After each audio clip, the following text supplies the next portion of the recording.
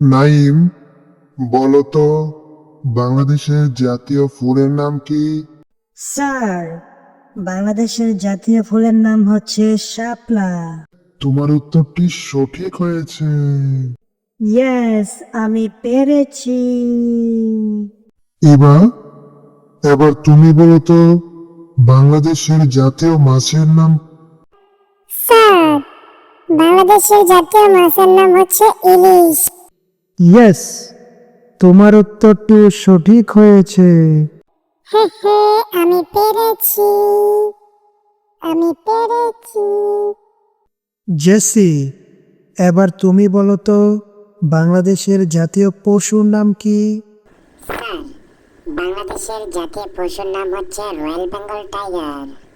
Yes, তোমার উত্তরটিও সঠিক হয়েছে। ইয়াহু, আমিও পেরেছি।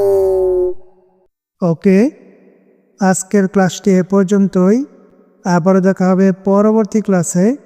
ততক্ষণ পর্যন্ত সকলেই ভালো থাকবে এবং সুস্থ থাকবে। আল্লাহ হাফেজ।